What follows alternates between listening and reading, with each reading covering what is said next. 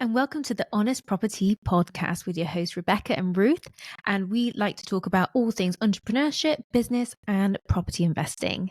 So today we're going to talk a lot about eco investing and what that means and all of the layers that come with eco investing. We put a poll out last week and a lot of people recommended it. Yeah, for us personally, this is a really important topic because every step we make, whether it's in business or investing, we do our best to be as ethical as possible along the way. And I think that really lends to making sure that you have actually a sustainable business or assets that are going to last the long run, and know that you're trying to cause as minimal damage as you can. I just also want to disclaim that it's next to impossible to be 100% perfect with this. You can only try your best with what you know. So in this episode, we're going to really talk about all the things that we've done personally or things that we're aware of that you could consider doing when it comes to being a more ethical and eco-friendly investor. In fact, investing ethically is such a personal decision. This was really, I can't remember what book it was, but it was made really clear to me when I was trying to learn about stocks and shares that people choose certain stocks and shares according to their own ethics and values. And that's very much the same in property. So, for example, you might choose social housing because you want to do something that gives back to the community. Supported living as well, and for a specific need, say for someone who is a wheelchaired user and needs a property that is built with kitchen table counters that is at their height so that they can reach. Yeah, or on the flip side, you might be like, I want to prioritize high cash flowing assets that might not be necessarily as eco-friendly to create, but then on the end of it, you'll have more cash flow to donate. Yes. So even with a high cash flow strategies, there are still ways to be able to find ways to reduce. Exactly. Yeah. Like we said, nothing is ever 100%. Each person on the planet is producing some sort of waste. Also, you need to consider there's three main angles to being ethical and eco-friendly, and the impacts they have, and those are economically, physically, socially. So every decision we make can have, like in every aspect of life. Just say, I feel like you're going into your degrees. Take the lead. Because everything socially, this is gonna, where you choose to invest and what rent you put the property at and what type of property you decide to renovate or develop is going to impact the community. Economically, obviously the rent that you decide to conduct is going to impact the people who live there, or make it easier it just depends on your angle. And then physically, obviously the physical structure of the building, that's going to impact just the surrounding environment as well. So those are all angles to really consider when you're making your decision. But yes, I did take that from my tourism degree because that also applies to being a responsible tourist. So we are from Bristol, as we've already said before, but the reason why, well, Bristol is quite well known for being a granola city. Yeah, kind of a bit of a hippie town, I guess. Yeah. I think we're quite like Brighton in that way, where we're like, it's not, Southwest is generally not the cheapest place to be, but very kind of environmentally aware. And we love that. We love that. We love being from Bristol and how the city generally highlights all different ways. I think it won an award for being one of the top greenest cities, didn't it? Back in Europe, wasn't it? In Europe, yeah. Yeah. So I'm very proud Bristolians here. But there's a lot we can learn from our city that we can apply everywhere. Okay, Ruth and I started building our portfolio basically using the BRRR method, which is buy, refurbish, refinance, rent, and refinance. Yeah. So we're planning on doing this whole podcast episode on every stage of that journey. So then you can see where you can apply more ethical activities when it comes to property investing. So obviously, first stage is buy. And one ethical way that you can really look at this is being picky about who your lender is going to be. If you're going to go through the mortgage route or select a lender, make sure that you're working with an ethical bank. Did you know that there's a few that are? There's some banks that have a really bad reputation, and some banks that have a very good reputation. So you want to make sure that they are using your money ethically when it comes to their own projects. And one way you can find out more about a bank's activity is going to a website like BankTrack to see what they're doing behind the scenes. Another way is also looking for properties that need a lot of refurbishment. And as an investor, it's always a good idea to be looking for one that needs a lot of work, because that's where you're able to pull out the most money. So if you're looking for a property that's poor EPC rating, that's a really good... What's an EPC rating? Oh, an EPC... Energy Performance Certificate. So it's how well a property does with its energy. Yeah, which will be up if any properties by 2030, because that's been changed now. It was for next year, but in 2025, but now it's been moved to 2030. All EPC ratings need to be at C minimum, just so that you know. Yeah, so having a head start on that process now, and that even comes down to selecting the right property for you, is where you can start making actions to make sure that you are compliant by hitting that EPC C target by 2030. We've got plenty of time. But also our job as property investors is to rise the value, rise quality, raise the value of the standard of homes. Yeah. That's our job. So that means taking a house or property and just leveling up the quality of it so it's a better home for whoever's going to be living in it, whether they're renting it or you're selling it on to them. So one way you can do that is just focus in areas where they really need that assistance with raising the standard of the properties. Another thing you can do is you can also check the grants in the local area that you're investing. So there are schemes available like EC04, which is funding for energy efficiency improvements in low income areas. You can even be doing your bit by even buying land where you allow it to flood, which we had a podcast guest who owns a farm and he bought Ollie. So you can look back at one of our older podcast episodes. I think you can do that. I'm going to tag it up here and you can refer to this episode after you finish listening to this.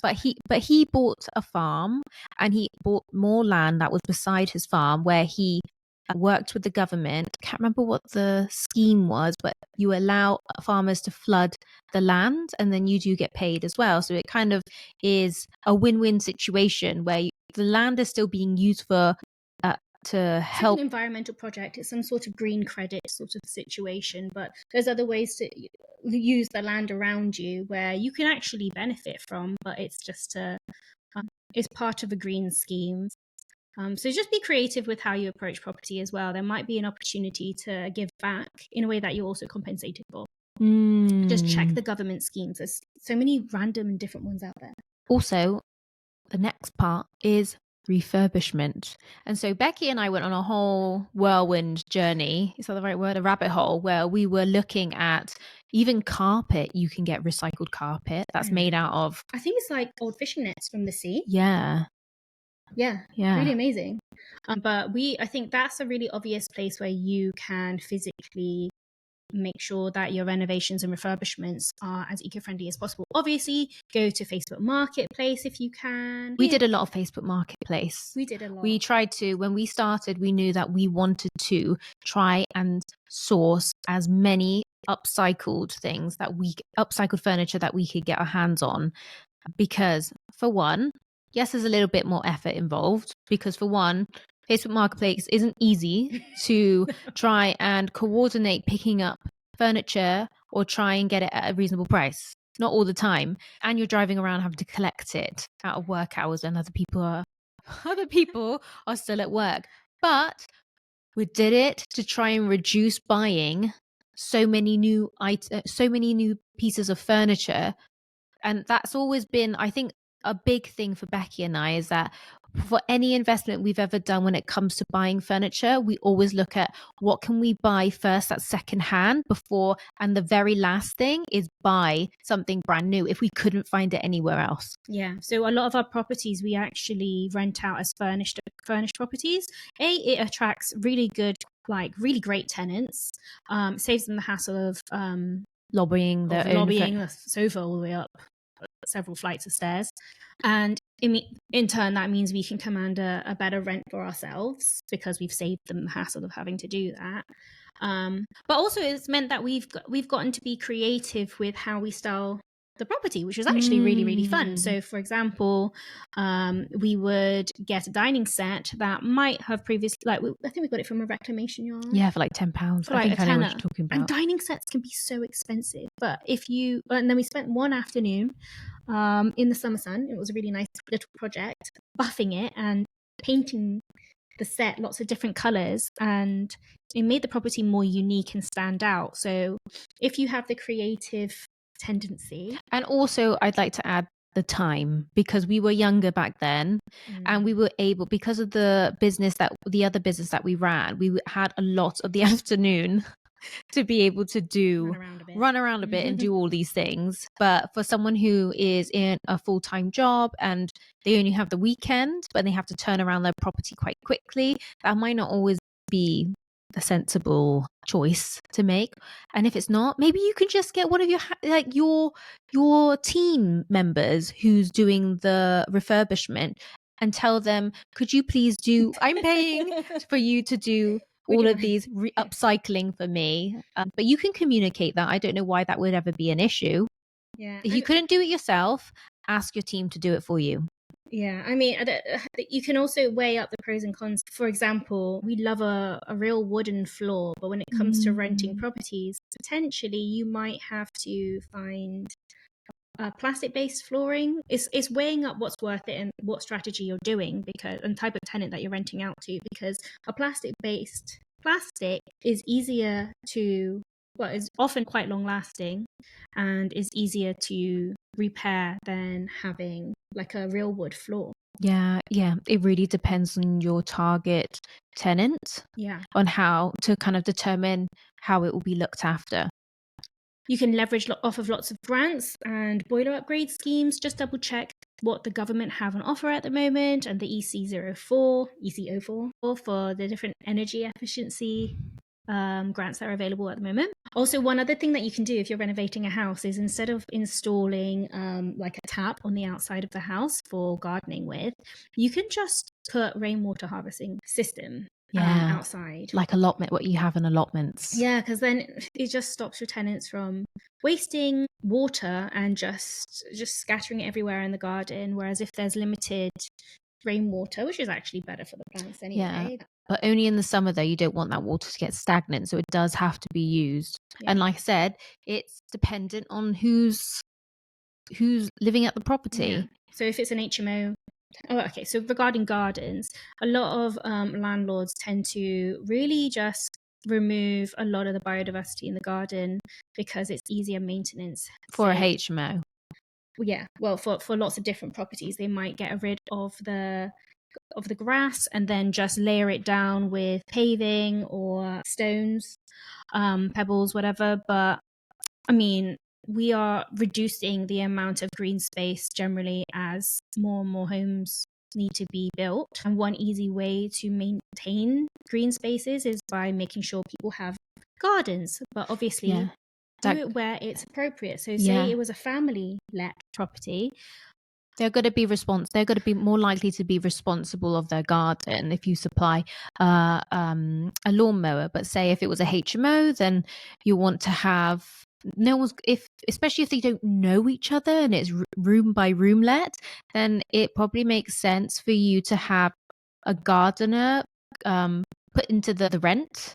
Yeah. So that that's already factored in as a cost. Yeah. So that you have the gardener being able to use your water butt. But also just having natural green space in the garden means that you increase the well-being of your tenants, who in turn may stay longer because they actually have easy access to green space. Yeah. So it could just we're talking about hugging a tree on the weekend. And how grounding is so important. And how important it is to be able to even see. We were talking to someone and they were saying how there was a study that showed that patients who were looking outside of their window who didn't have any greenery or a tree or anything recovered not as quickly as someone who was looking out a window and they could see greenery. Yeah, or just having a plant in your room can We're really change your happiness. we're all nature, and so we don't want to remove ourselves from that. And giving your tenants access to nature, I think, is well worth paying for, because I reckon in the long run that will benefit you anyway, because they're going to want to live there longer knowing that they actually have access to something that's going to improve their well-being. So I think, adding a gardener, including that in the rent, is a great way. Also, it's just another set of eyes. If it is an HMO, it's just another set of eyes on your property to make sure that everything's okay. Yeah. Also, there are other schemes. I actually looked into this a little while ago, and it was if you have like a massive garden at the back of your property, you can actually rent it out as an allotment space if you're able to like section it up and allow members of the community to go there and use it for growing. We looked into this because we wanted to buy land, and there's so many schemes, especially if you have agriculture land, to be able to even have a space where it's fully wildflowers, or like Becky said, for allotments. But like there's so many things that you can get with the government help to be able to make your piece of land as diverse for wildlife. Yeah. So I think that's just basically a point that we really want to get across. Where you can help it, please don't eradicate the green and the natural space around your property if you can help it, because for the grand scheme of the general world's ecosystem, we need more green spaces. Like we went to a property show. No, it was like modern houses they were new builds, but then the garden was certified with RSPB. Yeah, so you can create that at the back and like on your land or on your properties. And it's a huge selling feature. If we were to buy that property as new home buyers, knowing that RSPB like certified landscape person had gone in there and made sure that my garden was eco-friendly, that just means you're attracting the right type of buyer, the right type of tenant. Sorry. But also, if you're a developer as well, Becky has a friend who was always trying to keep the environment in mind. Do you want to talk about that? I think it was the same thing. She would not compromise on selling the development. She made sure that the planning of the land before she sold it to any land developer incorporated like the safekeeping of certain local habitats. So there would be bats and birds included in the planning of the land if a buyer wanted to compromise on the planning of the land and increase their profits by building over, say, where some local birds generally gathered. She wouldn't even entertain them as a buyer. So it's holding your boundaries and holding your ground. And we need to now, because who else is going to stand up for the wildlife? Yeah, exactly. And if every single house just had artificial grass or stones, what kind of a world are we living in? Like we are responsible, because if we're the ones creating homes for other people, we want to make sure that these long-standing physical structures are as eco-friendly as possible. And have you ever seen fake grass flood? It's gross. No. It's not good. You can also make sure you're working with an ethical contractor. There are horrible stories of contractors fly tipping, that's the word. Yeah. Fly tipping and not being authorized to be able to dispose of their rubbish or waste properly. So there are ways to check that your contractor is registered and responsible. So you could even look at things like if they're registered with the Green Register or Trustmark, which ensure that they've got sustainable building practices. This even goes down to your cleaner. So when Becky and I, for our HMOs, were looking for a cleaner, that was one of the top things that what we cared about, was that they were using eco-friendly products. We didn't want them bleaching excessively everywhere, because think about the microbiome of your gut. If you're constantly sterilizing everything, then your gut's not going to be a very happy gut. No, and also if you have ill tenants because they've just been sanitized inside out, then they can't work. If they can't work, they can't pay rent, and then it's just a vicious cycle for everybody. But that was a big one.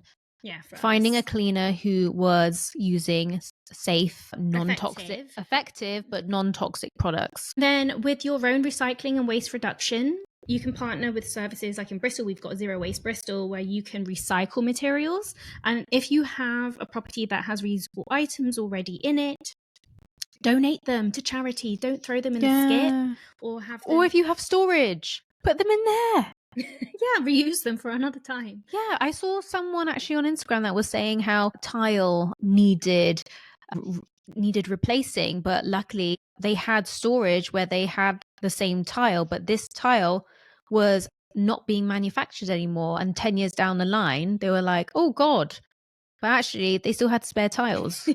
So don't throw away everything.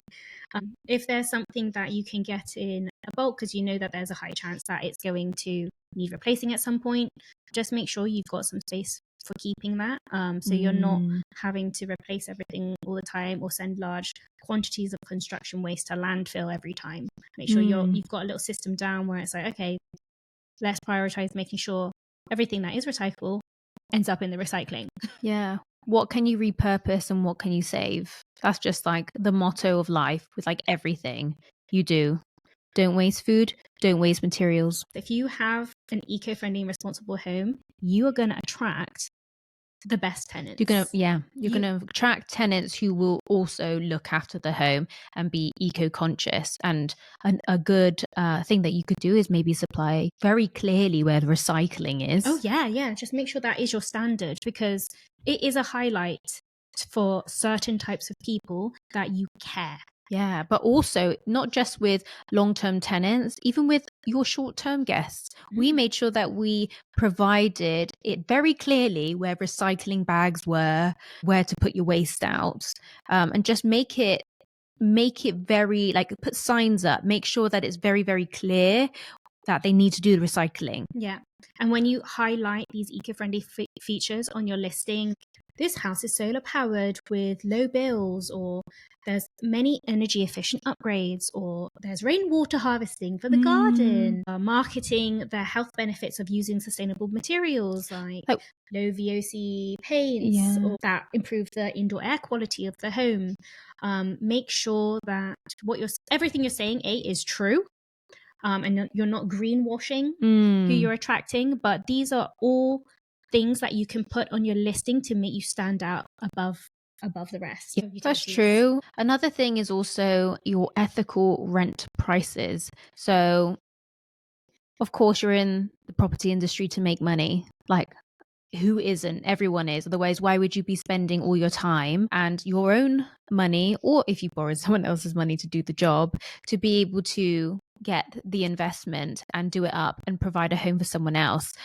But you also got to think, if you want someone to be living happily for longer term in your property, then providing huge rental prices is not going to get them to stay longer. And it's a lot more faff to have to keep changing tenants. It's easier for you as a landlord to be able to have the same tenant for a long period and slowly put up the prices when inflation goes up. Exactly. And no one can argue with that. But if you're starting with trying to have unrealistic rental prices in an area where it doesn't match, because you think that's how much your property costs to rent, then you're going to be having no one stay.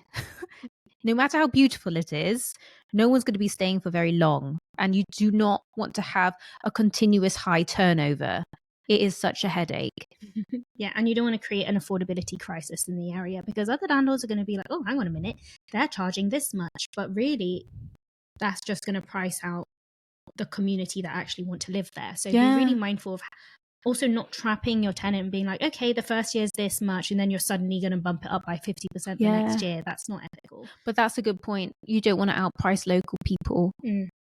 Be really realistic with... Be mindful. Yeah. Who lives in the area, who you can attract. Like, obviously there's ways you can improve the potential rent that you're going to get from the property. Ruth and I have gone down the route of furnished rentals, because we save people the hassle, but we're not gonna be unrealistic and be greedy. So basically greedy. Like greedy landlords. Yes, you're in it to make money, but be mindful. Another thing you can do, like Ruth said earlier, make sure that you could tell your tenants in advance, like in the pack that you give them when they move in, these are the recycling days. One other thing you can do is encourage your tenants to sign up to a green energy supplier. We really like Octopus Energy. Oh, yeah. We'll put the link to Octopus Energy below. It is an affiliated link, but you can create your own one. So if you decide you personally want to recommend to someone else, to a friend or family member, then I think they give you, both of you, like a credit towards your bill, but generally as a service, they're really good and they tick the box for us as being an ethical and green energy supplier. Yeah. Really easy to work with. Like usually utility providers are the bane of having been in serviced accommodation. But also doing all bills included as well. We really not enjoyed it. But the Octopus Energy as a provider have given us very little, like anything really, to complain about. Yeah. And when we are looking for a utility provider, we always ask about how green they are. We have like a little checklist to check that they are putting their mouth, what's the saying? Where their mouth Money where the mouth is, because that's one thing that you do have control of. Yeah, don't default to energy providers that have poor environmental practices just because that's what the property had when you acquired it. And also, if that company ends up, you find out that they're no longer really as green as you thought they were, you are allowed to leave. Yeah, end that contract. Get out. But yeah, definitely make sure you're offering your tenants greener choices for when they move in. You can add tenant-friendly sustainable features to make the home an even more environmentally friendly place. This could be in, this is actually one of my rental properties that I was renting, providing bike storage. That was really important to me because I love riding my bike. I still love riding my bike. And it was really hard. Actually, it was pretty difficult to find places that had bike storage area. And for a lot of tenants, especially if they're students or they're in a shared house, that could potentially be their main mode of transport. Yeah, walking, taking the bus, or a bike. Yeah. So I think there are grants for that as well, actually, to encourage landlords to create just those bars on their property or their land. But commercial property, you can get a grant as well for the building through a government grant that allows you to even have EV chargers. We did that. Yeah, we did that. Yeah. When we had our pet care business, we used the grant to be able to install an EV charging because we used an electric van to run our pet care business, to collect all the dogs in. So yeah, definitely always just keep an eye on the schemes that are available. They change often, but there's lots of new things being added. I know Becky's already touched on this earlier, but when it comes to refinancing, making sure that you're finding an ethical lender. Yeah, it's just rechecking that bank again. You don't have to refinance with the same bank. They might have changed their ethics along the way. So it's a good opportunity to check and make sure you're realigning again with who your financial provider is. I think it can be so easy to just not, once everything's going on in your own life, it's so easy to make that the back burner when it comes to your investments, that you don't even know what's going on. And I think it's really important to always keep maybe once or twice a year, just go through who are the people the suppliers, the people that you're working with, who's on your team that are not ticking those boxes, especially if you're wanting to make sure that your investments run as green as possible. So we covered this already, but greenwashing, there's a lot of greenwashing now. And I think marketers have got really good at greenwashing. So just try and be conscious about it and just really do your due diligence. Yeah. Especially like so much information online, or if you don't even know, ask other people. I think our rule of thumb is if it's not clear or if it's a bit of a gray area, that's when our gut instinct is like, I don't know if you're really ethical, or if they're like, we do a tiny bit, but it's not really enough, but they're just doing it to tick a checkbox. We went to somewhere and they had a stall, I won't name names, but it was for the utility company, and we asked all these questions to make sure, because they looked like they were very green, and we asked a checklist of questions that we'd ask a utility provider, and the only response that they can come up with was it's something that we're looking to do in the future. That's not But that's solid confirmation that they're even doing it or will ever do no. it. So we basically said, well, we'll get back to you in the future then. Yeah. So don't, just because someone promises, their company is looking to do that, you don't necessarily need to go with them until you can actually see that they're putting, what's the saying? Like the money where the mouth is. The money where the mouth is. Empty promises. Yeah. And make sure that you're not spending too much on something that is a luxury eco finish, but it's outside of your budget. Because again, just there's two sides to the coin when it comes to choosing sustainability things. Usually, they're either they make things cheaper, or the other side of the coin is they don't make sense economically because they've got the label of saying that they're sustainable on it, and it just doesn't align with your financial goals. So make sure whatever you're doing, it balances out, and you're doing the best that you can with the resources available to you to try and be as ethical as possible. So don't beat yourself up or spend too much on a certain sustainable feature if it doesn't fit your budget. Because there's also being financially sustainable, and you can always readdress it later down the line. Yeah, when you have more of a budget, or it's a time to upgrade the kitchen or whatever it is. You don't need to spend everything in one go just because you're trying to be as sustainable as possible. It's a evolution. It's ongoing improvements.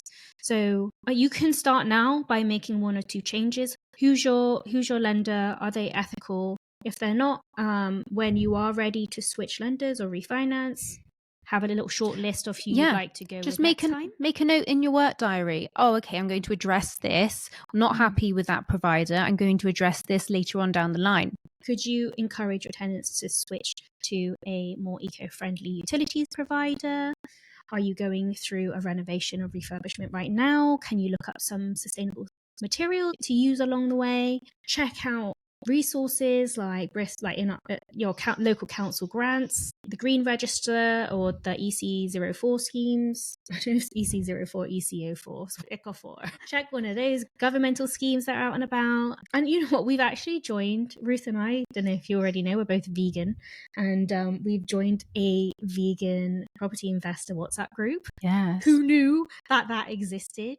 So if you want to be part of it and you are a fellow vegan, send us a DM on Instagram and we'll send you because it actually was a property group that we've always wanted to be part of. And I'm going to say a shout out to Ella, the property coach, for letting us know, because she is a fellow property vegan investor too, and she let us know about this WhatsApp group, which was really helpful. And it's full of accountants, contractors who hold lots of different people in the property industry who hold the same high values when it comes to being as sustainable and ethical as possible. And also, because veganism is a ethos, then you know that you are partnering and giving work or sharing information with other people that have the same values and ethos as you.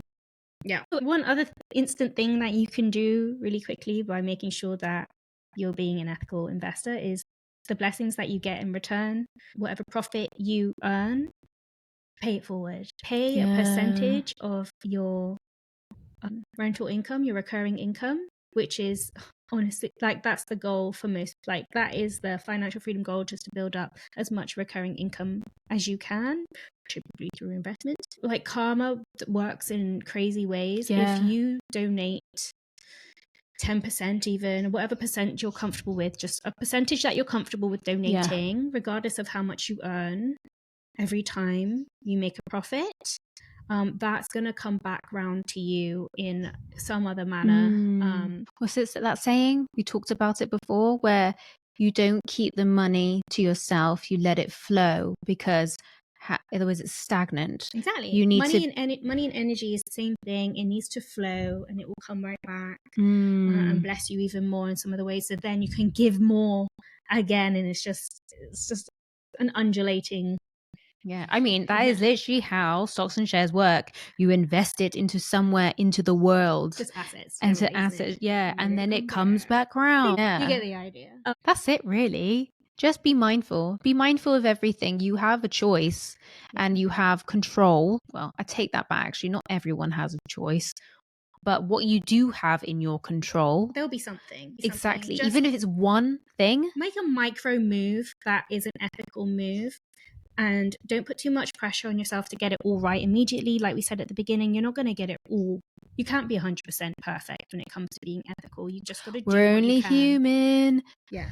So I was going to sing that. no. So actually, Ruth and I are in the process of selecting a new charity. So watch this space. We'll share more about who we decide to go with in the near future, because we like to make sure that we'd like to sort of spread out the different charities that we donate a percentage of our profits to. That is a point to say, actually, if anybody is interested in getting started on the property education journey, we do have a beginner's roadmap. It is going to be Black Friday next week, and we want to make sure that we remove as many obstacles out of your way as possible. So we're going to be giving a very considerate discount on Black Friday only. So if you're not signed up to our email list already, then we'll put it in the show notes and you'll be able to be notified of the discount in advance. A percentage of that profit does go, every percentage of every one of our profits goes directly to charity. So we've done the work, part of the work for you in your property journey and being an ethical investor. Do you have anything else to also, we have our free community group. So if there's anyone else that you'd like to ask advice on where to find ethical products or how to be more of an ethical investor, someone else in the honest community might be able to give you a tip or two. If you have any questions for us, send us a DM. We're always available on Instagram at Honest Property Sisters, and we really look forward to seeing you in the next episode. Bye.